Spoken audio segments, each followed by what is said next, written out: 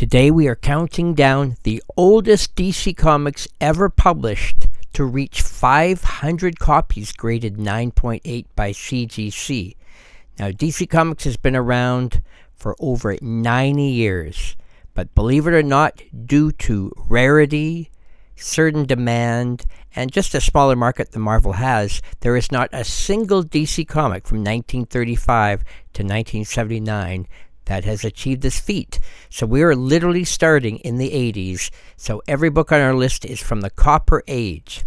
And note that DC put out over 4,300 comics in the 1980s alone, but I have made a special list here of the 26 DC comics of the 80s that have 500 or more 9.8 copies graded.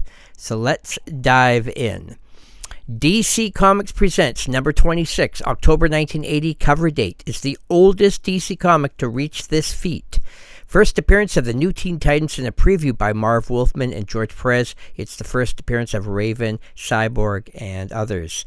657 copies so far graded by CGC, 9.8. There's even two 9.9s of this book.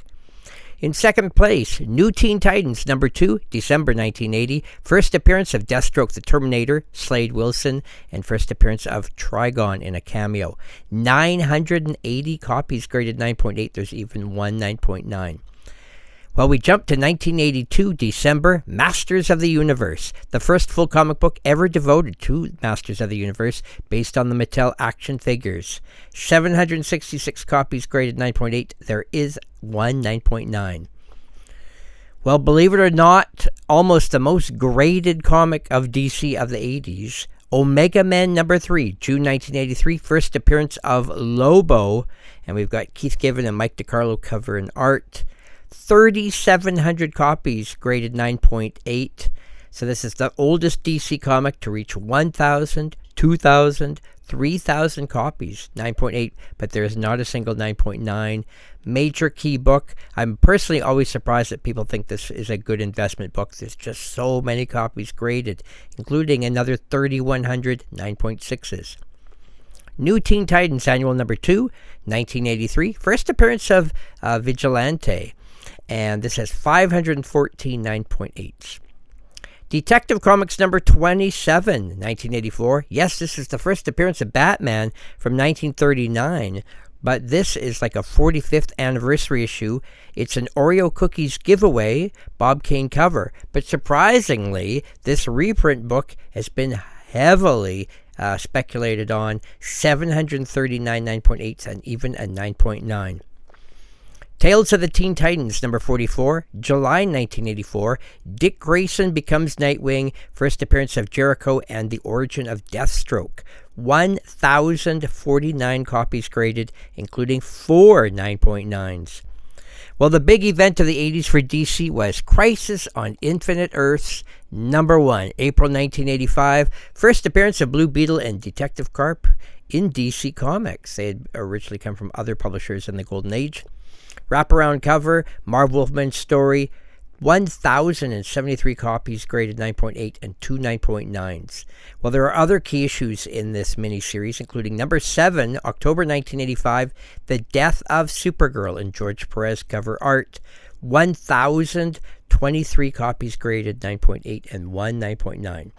And Crisis on Infinite Earths number 8 is The Death of the Flash, Barry Allen, another George Perez artwork. 579 copies, just enough to make our list. Booster Gold number 1, highly speculated. First appearance of Booster Gold and Blackguard, Dan Jurgens story and cover. 588 copies graded 9.8. Well, the big miniseries of that year, Batman The Dark Knight Returns, 4 issues, and believe it or not, such an important DC series of the 80s that all 4 copies make our list. Number 1 has over 1,000 copies, including one 9.9. Issue number 2 has reached 900 copies. Issue 3 is about to reach 1,000 this year. And issue number 4, with the death of Alfred, is at 910. So a bunch of key things happen in this series, right? Number 1 is the first appearance of Carrie Kelly. It's Frank Miller's story and art. Issue number 2, Carrie Kelly becomes Robin Issue number 3, it's the death of the Joker. And number 4, death of Alfred and Batman versus Superman. Another very important miniseries came out that year, Watchmen. Number 1, September 1986. First appearance of Rorschach, Ozymandias, Dr. Manhattan, Silk Spectre, and Night Owl. And 690 copies graded. Another important miniseries is Legends, and issue number 3, January 1987, is the first appearance of the new Suicide Squad used later in the movies. And even President Ronald Reagan at the time appears in this issue, 642 copies graded. Well, 1987 was a big year after Crisis ended, and DC relaunched their major titles. Superman number 1, January 1987, origin and first appearance of the new Metallo. There are 613 9.8s, but there are 12 9.9s. Unbelievable. And Wonder Woman was relaunched. Number 1, February 1987. First modern appearance of Themyscira and Hippolyte, Eris, and the Olympian gods. It's a new origin for Wonder Woman as well. 1,153 copies graded 9.8. There was a big year 1 storyline for Batman, Batman 404, February 1987, first issue of the year 1 storyline, Frank Miller story, 959 copies.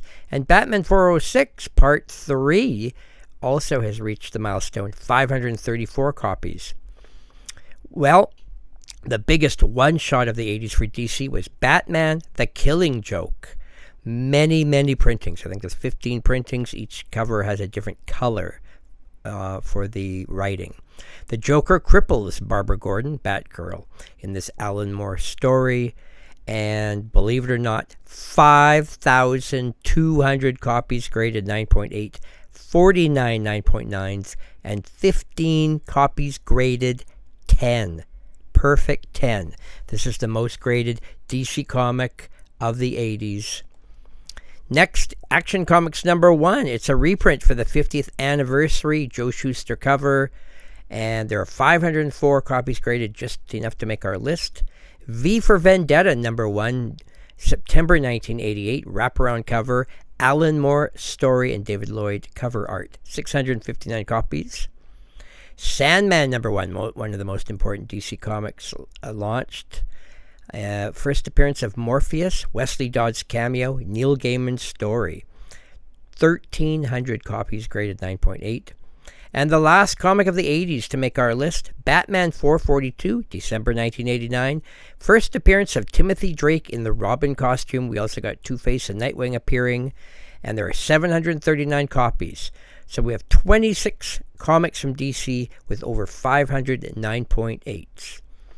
Unbelievable. But people have truly decided that these are the important major keys. These are not all super valuable, but people do believe these are the ones to own in their collections. Time will tell if these are going to become highly valuable, because the simple fact is these books are the most common DC comics there are. So many copies graded.